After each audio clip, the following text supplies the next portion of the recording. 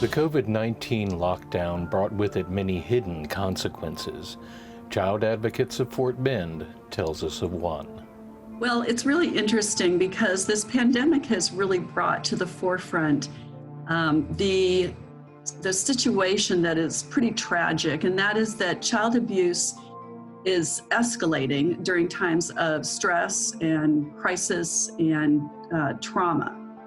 But yet the reporting of child abuse goes way down. For instance, right now, just this past month, the reporting of child abuse, we were down about 38% over what we were last year at this time.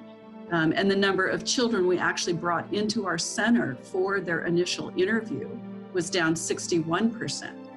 And the reason for that is because children are not in school, and teachers, administrators, counselors, and so forth are really the number one professional reporters of child abuse. They see the children on a daily basis. They are able to notice when something doesn't look right. And so we depend on them heavily for these reports. With children being physically isolated in homes that might be abusive or become abusive during times of stress, we are certain that there are many, many, many children who are going without help and going without the services that they desperately need.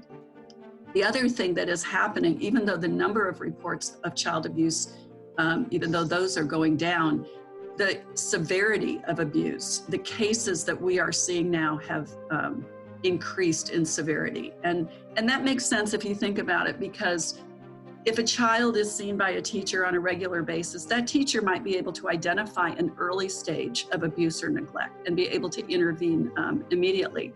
But if the teachers and others in the community are not watching and the children are not out in public, then the report of abuse doesn't happen until it's a severe case. For instance, when law enforcement is called.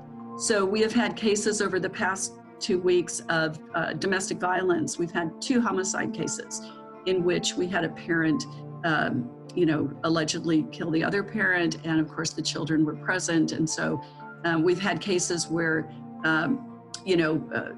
medical burns and severe medical cases because families were in stress. So we will see these very intense cases, and we work around the clock. We're on 24/7.